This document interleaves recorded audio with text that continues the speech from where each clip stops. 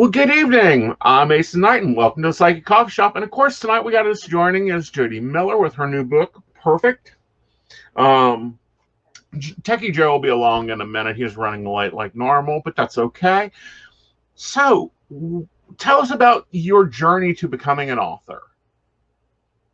You know, I never really started off as an author. I actually started my career as a CPA, or a certified public accountant, and this experience just happened upon me, and I feel like I needed to share it with the world. Yeah. So, it's a lot different going from the CPA world. What type of CPA were you?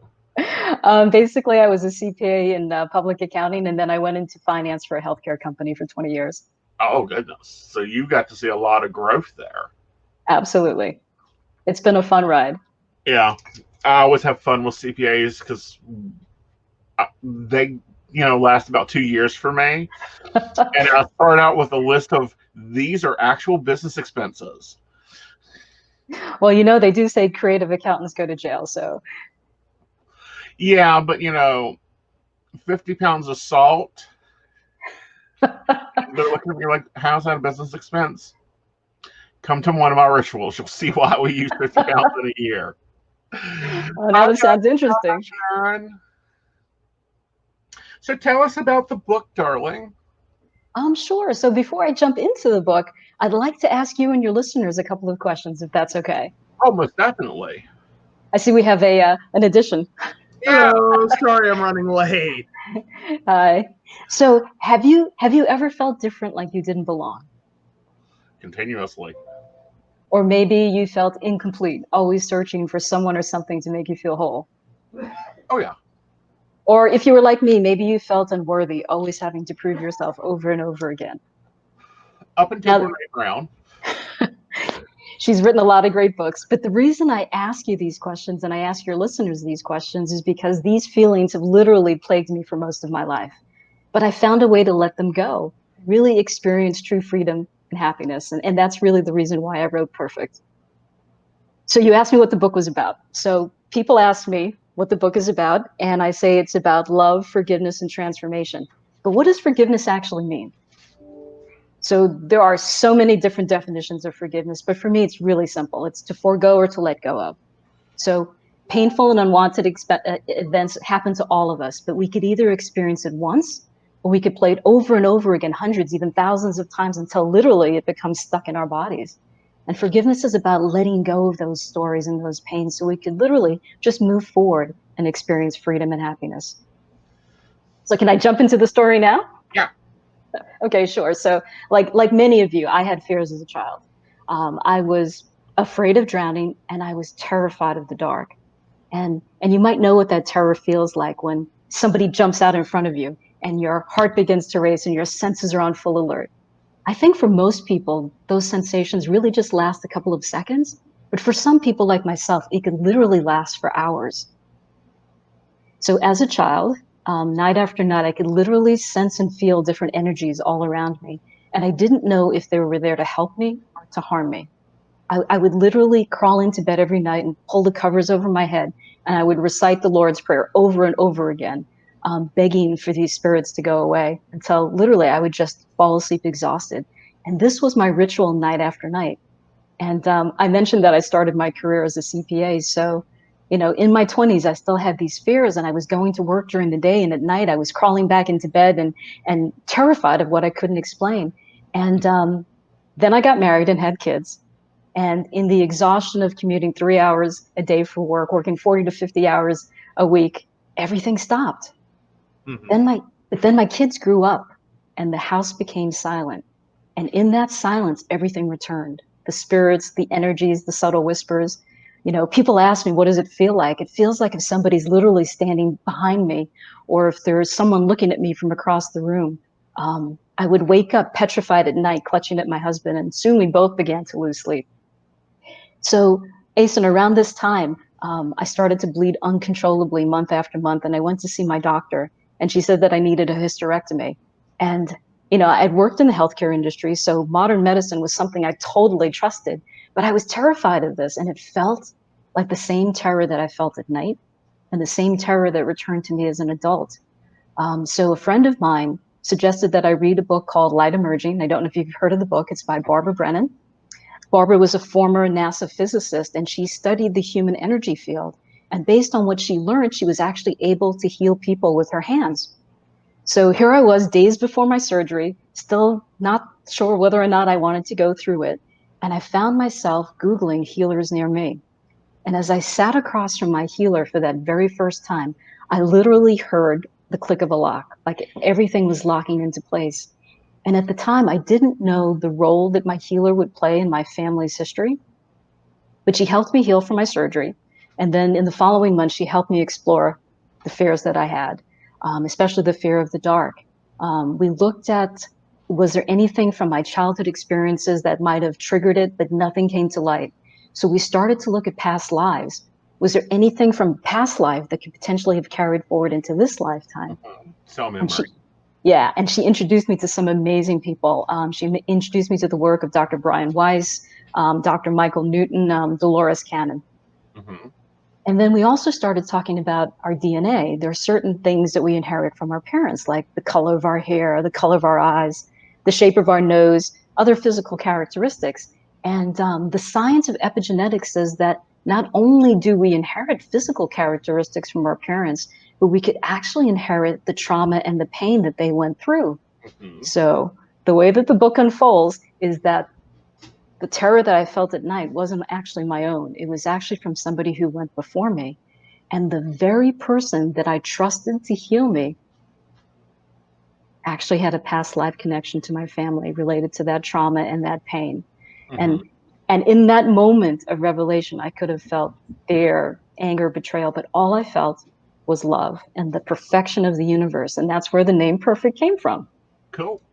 And, we kind of hit some really hard things there that our listeners may not be familiar with, like cell memory, event trauma that continues to be implanted DNA structure. Because there's large debate, nature versus nurture. I really think a lot of it is nature. Like we've got things stored into us, family wise, more than hair color and eye color. But cell memory is a big thing. You named a lot of great researchers. There's a lot of record of it popping up, especially with past lives and phobias and fears occurring. Where did you get into that on your journey?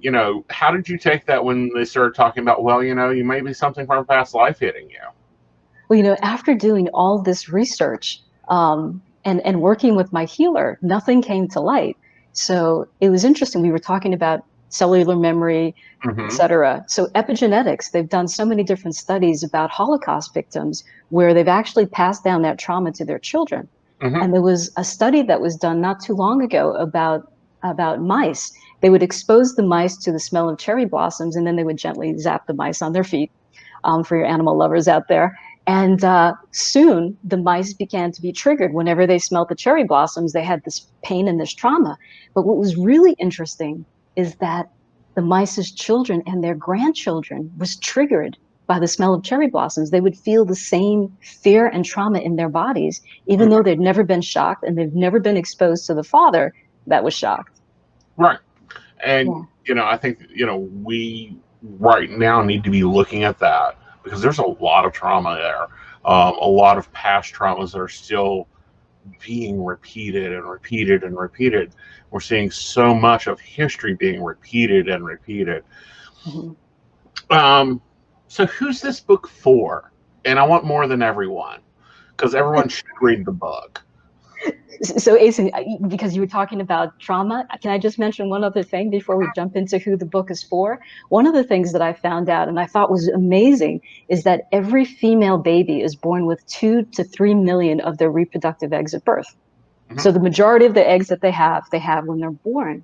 So when your mother experiences trauma as a child, etc., you were actually there on a cellular level. In her body. So I thought that was amazing. I just wanted to share that with you and your listeners. And it is amazing looking at the things that a mother goes through, and then you see it repeating in their daughters too. Health-wise, looking at it from a health perspective. But this goes even deeper into like how we view finances, how, you start seeing patterns over generations of lifestyles, and you think that it's nature, but we've even seen that with children that aren't raised with their natural parents. Mm-hmm. The same thing. And I think that there's a lot of things there that have been played off as nature, and it's not. It's DNA structure wise. Here's an example for me being Romney. I'm always looking to move. Like, where's the next move? How are we going to change something? When's the next thing? And it's because looking at that long cultural line, we moved all the way up until the late 40s. Mm-hmm. Yeah, it's amazing. Yeah. So I believe your question was, who's the book for? Yeah. So in the beginning, I asked your listeners, have they ever felt different? Have they ever felt unworthy or incomplete? And, for much of my life, that's how I felt. The reason I felt that way is because, I moved to the US when I was very young, and this has nothing to do with race or discrimination. But I didn't look like other people in my neighborhood. I was also born with 11 fingers, and I could sense and feel different energies. So for most of my life, I really tried to hide myself. Mm-hmm. And I felt like I was nothing because I didn't fit in. But what I realized was that in the nothingness, you could be anything, meaning that without the stories, the labels, and the judgments, we could all truly just show up as our true and authentic self. Mm-hmm. Very much so. And, I call it the poster note t-shirts. One of these days I'm going to do a home marketing campaign just with poster notes on it. But, so you came to the U.S. early. How much was a cultural change there for you? Well, my parents and my older siblings are also from Trinidad. So I had a family that came from that tradition, and I was also exposed to the tradition in the US. But in Trinidad, there's a very open acceptance of spirituality and things that are not easily explained that you can't see. Mm-hmm. So I had that upbringing, but I was also in an environment where it wasn't acceptable to talk about those things, not from my family, but in my everyday interactions with other people. Right. And how did you bridge that? Or did that just inline more fear for you?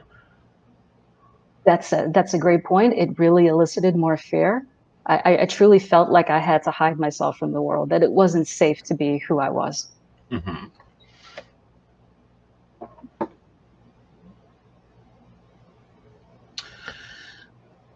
Is there where are you headed with this now? Because the book's great, love it, sharing the story. Are you teaching people what you learned from the research? Are you just sharing the book right now and going, okay, what's next, spirit? Or So definitely being guided. I was guided to write the book. So I left my finance job earlier this year, really to just focus on getting the message out there. And the reason it was so important to me is because for so much of my life, as I mentioned, I felt like I didn't belong. And when I look out into the world, I see lots of people who also feel like they don't belong or they're not worthy. And I feel that it's important to share the message. So that's the real reason why I'm out there kind of just sharing the book. In the future, my goal is to work with people. But right now, this is what my focus is on. cool. So how was it taking that step, turning in that resignation? It was a little scary, but it felt good. I felt really like I was doing what I was called to do. And that's a real big thing. At least for me, it was. Like the day I called work and said, I really can't come in. I've got too many appointments and I've got to do this, so I won't be in today. Use vacation time. And the next day, it's like, crap, I ain't going in. Here's my resignation. And that was a big step of faith there. So, how much trauma did it take you? Well, one of the things that I teach and one of the things that I learned is that we can all have emotions. So what I mean by that is Jill Bolte Taylor. She is a Harvard neuroscientist that wrote the book My Stroke of Insight. And she says basically you can feel a sensation after an event occurs. And you feel that sensation in your body for 90 seconds. And then after that, it's just a story, right? So that nervousness about leaving a career that I knew and worked in for 20 years and going into something that I knew nothing about and learned quite quickly, you could either call it nervousness or anxiety, or you can call it excitement. So it's whatever label you put on those feelings and sensations. And that's what Perfect teaches.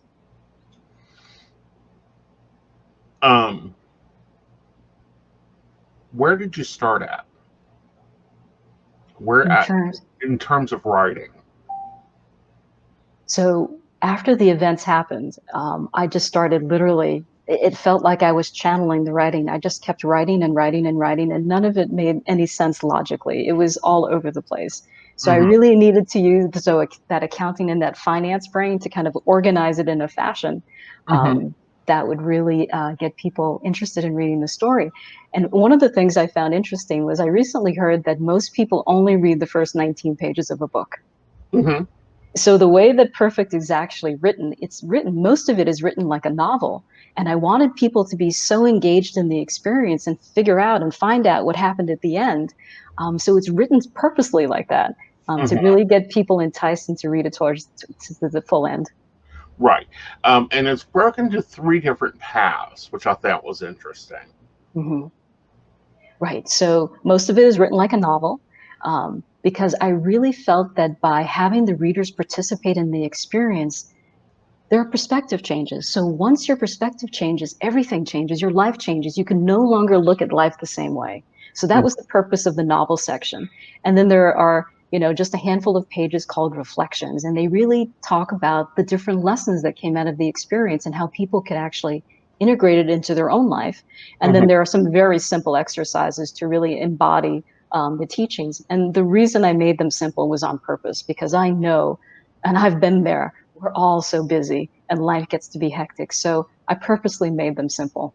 And I found it's really good to read early in the mornings, especially books of this flavor, of this genre of self-development. For me, it's always early, like 7, 8 o'clock in the morning, grab the book and, read a few pages, as you're enjoying your coffee and stuff. Was that how you envisioned people using it? How did you envision your reader reading it? So, Aeson, that's great how you start off the morning. I think it's important to start off the morning in a very positive, optimistic way, because it really paints a picture for the rest of the day. But I've gotten some interesting emails from readers. They picked up the book, like you. They tend to read a couple of pages. They literally picked it up, read a couple of pages, and just read it all the way through. And I've gotten so many emails from people who've actually done that. Yeah, and that happens, especially when it's really needed. And I do think it's needed. Yeah. Needed message for the right now, with the time and the place and people really looking, and we're facing traumas that the body hasn't seen in at least 100 years. Since 1918. And a lot of the fear, a lot of the reactions, I don't think it's current times. I think it's cell memory popping back up. And that's definitely a major part of the story. But I think part of the trauma that we face also are the negative stories that we create in our lives. And we say them over and over to ourselves until they become our reality.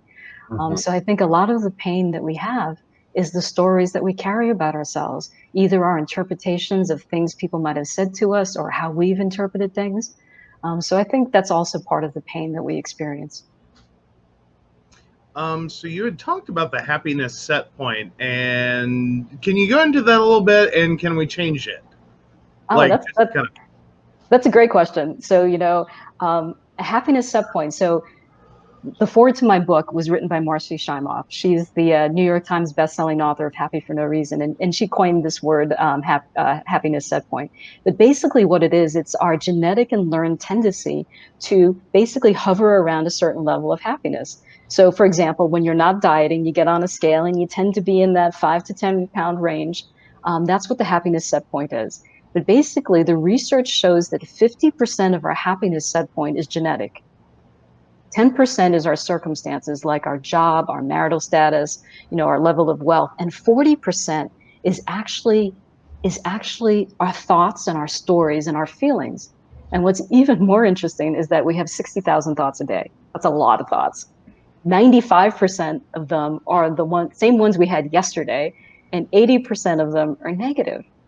So we actually have a significant control over our level of happiness if we realize that we can actually control our thoughts as well as our feelings and our labels.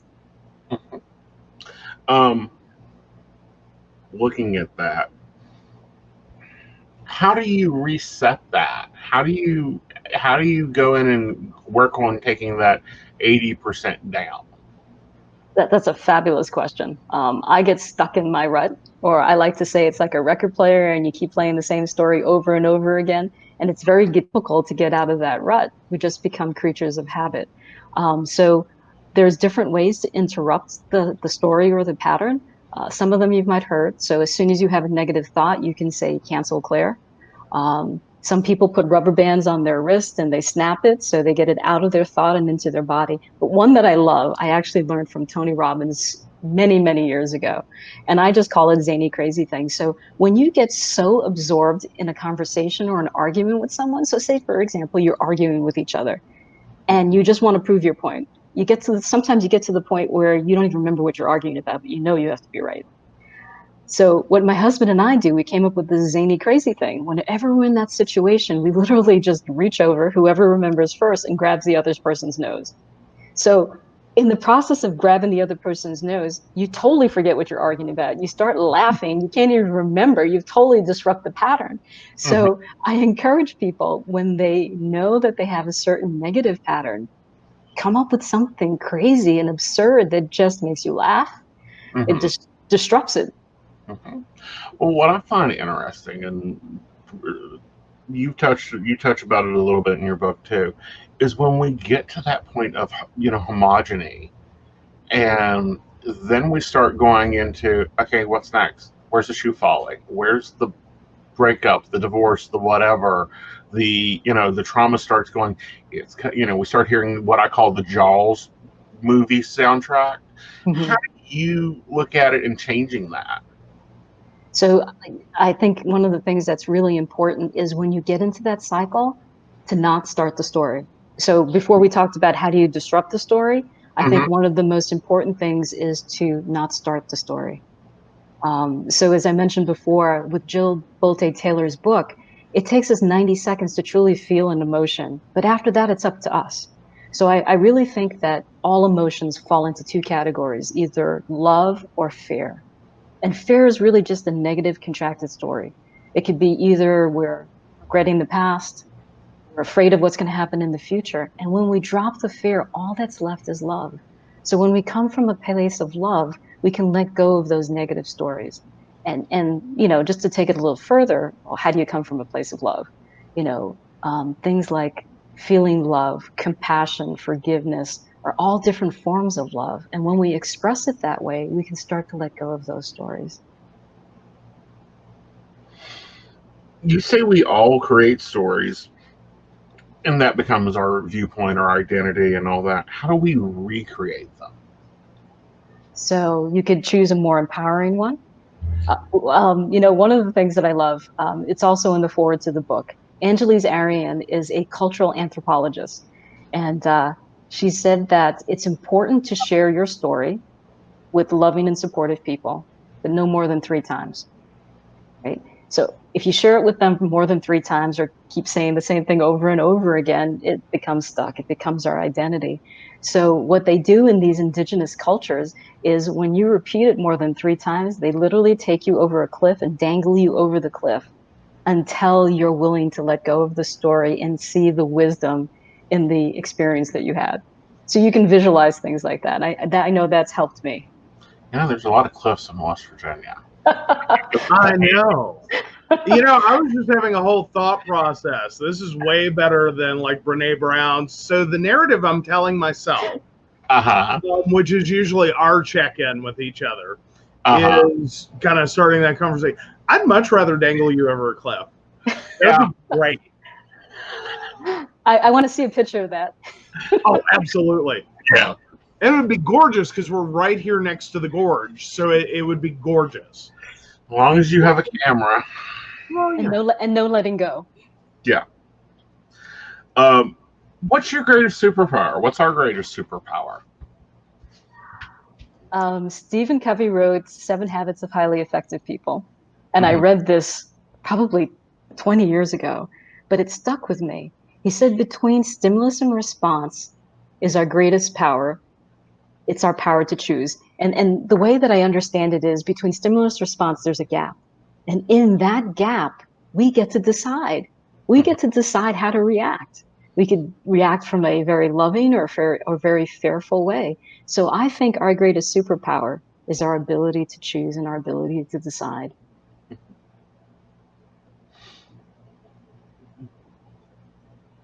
And to react or not react. Exactly, Because then exactly. you stop the stimulus. It's like, oh no, that's cute.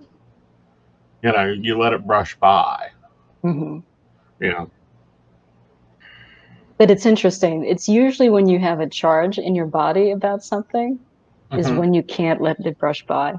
Yeah. So, for example, if I told you, Aeson, you had green hair, it would go, poof, right? It wouldn't even bother you because you don't have a charge or a story about green hair or Right. you having green hair. I wouldn't mind it. It's just hard to dress in a wardrobe with it. Yes, color coordination might be a little challenging. Yeah. Oh. So why do you think that we store the painful events? Why do I think we store the painful events? I think we store the painful events because we haven't processed it. We haven't truly experienced, acknowledged the emotion, and it becomes trapped. Hmm. How do you release that? So I think part of it is, whenever you feel a negative charge about something, take it to the body. Where do you feel it in your body? So some of the comments, about being different, where I used to feel it in my body used to be on my chest. It used to feel like an elephant sitting on my chest and I couldn't breathe. So what I suggest is that you basically acknowledge that feeling. Hmm. You either put your hand on it, you either squeeze it or mentally visualize it, acknowledge the feeling and let it flow through you. Hmm. Don't attach a label, don't attach a story to it.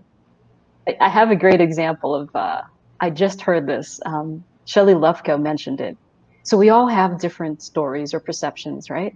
So it's how we experience the world. So, for example, if you saw a man walking down the street, if you were female by yourself, it was late at night, and you saw a man walking down the street, depending on the stories that you have in your body and maybe in the cellular memory, you either say, he's going to hurt me, or that man's going to protect me. So our stories really cloud how we see the world. Hmm. So, in your thinking, in your opinion, how much inlatent stuff is still affecting us? How How much of that much? 80% of thought is not even our thoughts, but thoughts we came pre-programmed with? Well, in my situation, that fear and that terror that I had, that I experienced every night, was a cellular memory. Mm-hmm. Yeah. So that was significant. And despite all of the work that I tried to do to release it, I needed a very powerful healer to help me. Mm-hmm. And you do. I mean, because you're at that point you're working with every cell in your body, because every one Yeah. of them has the same copy. Yeah. Yeah. I do have a question, just kind of like riffing on a theme because we seem to keep going there. But on the epigenetics level, Hmm. so kind of like taking that all in, so that basically becomes like generation to generation to generation to generation. And from the mice experiment, it would sound like this would start to teach valuable things. Is it that we've just kind of over like the last few generations, like our world changed, but we're still stuck with this bio process that's not really quite geared for the modern world? I think perhaps in the past, caveman days or early, back then, there was a reason for it. It was a way of survival. If your parents learned that certain things needed to be done in order for survival, it got passed down to their children. So we probably don't need to carry all of that with us anymore. Absolutely. So looking at it, and let's break it down a little bit. If your grandparents lived through the Depression the hard way, because I don't think there was any easy way, but lived through the Depression the hard way, what memories do you think would have been passed down cellularly? And it's interesting because they've done studies with twins. The science of epigenetics, it depends on which tags, epigenomes, are actually triggered or expressed. So it may not be the exact same ones in a set of twins, which is even more interesting, right? One twin we may actually inherit that trauma of, depression, and the other one may not. So I think there's so much to learn still when it comes to that. Oh yeah, and I think we're still exploring it. I think it's finally we're starting to look at it. We're just now starting to understand what DNA is again, because I think we've already known what it is ages ago, and it's been lost to time. So, you're #1 Amazon books author now, and other than Amazon, where can they get your book at? So any other leading retailer, it's available. The reason I say Amazon is if they go to my website, which is judywithani.miller.net, when they buy the book, they can actually get 5 free gifts from some of my teachers and my mentors. So when they go to my website, it actually takes them automatically to Amazon, but it gives them the link to get the free 5 gifts as well. Oh, excellent. And while they're on my website, I don't know about your listeners, but I love free things. I've always loved free things. So while they're on my website, we're putting it in the comments, guys, the web address. If you go onto my website, there's a tab called free ebooks. So I also have a free ebook called Awaken the Creator Within.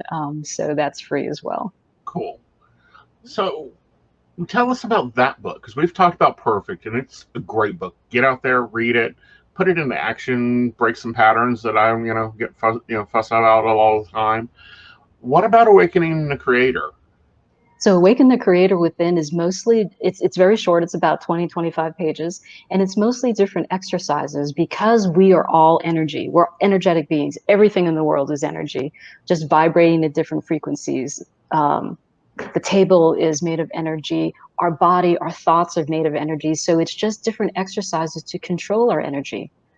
So for example, when I felt stuck in life or I felt like I was stagnated in my career, I often found it was because my energy was stuck and stagnated. I wasn't moving. So one of the exercises is to move because we are energy. Another exercise is to create, for we are the creator. We are a creative life force and we're meant to create. And when we don't create, it does manifest as sickness and illnesses in our bodies. So do things that are creative, and it doesn't have to be an original work of art. It could be singing, dancing, playing an instrument, but it could also be how you dress, how you decorate your house, what food you make for dinner. We all need to express that creativity. Yeah. And we all need to find that we are that creative force there. So what has been your weirdest healing experience? My weirdest healing experience.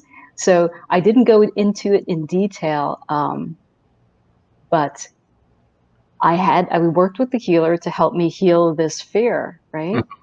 This cellular memory fear that I actually inherited from someone who went before me. I won't say who, but it's in the book. But the person that caused that trauma was actually my healer in a past life. So this was her opportunity to come back and to heal. So I know that it sounds a little unusual and maybe even uncommon to some listeners who may not understand how all that works, but to really experience that we could never get it wrong. We're always giving the opportunity to heal in this lifetime or in any other, and that we're unconditionally loved and accepted. It wasn't a weird experience, but it was a miraculous experience. Right. What I was talking about weird is like, did you get shooken over the cliff? For me, I had, water poured through my hands and this was during a healing thing, and water poured through my hands and it burst into flames when it hit the ground, it was a really cool healing thing going on. Did you hit any of that, or did you get into any of those indigenous practices during your journey? Nothing as exciting as yours. It definitely not exciting like that. But I was having a horric healing with my healer, basically when you align on your purpose for being and why you're here on Earth. And her dog just went crazy. He was just literally trying to jump onto the healing table with me. And this had never happened before. So there was definitely something happening. So it's not the healing procedure itself. It was just what happened as part of that. That was a little unusual. Very unusual. Very interesting how animals play a key part in that, though.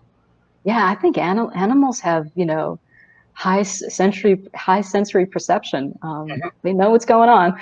Oh, yes, they do. Well, darling, thank you for stopping in, and come back and join us, because I know you got at least 2 more books coming. Well, it was a pleasure being here, and it was a lot of fun. It's been a pleasure to be with you. Have a great day, darling. You too. Take care. Bye, guys.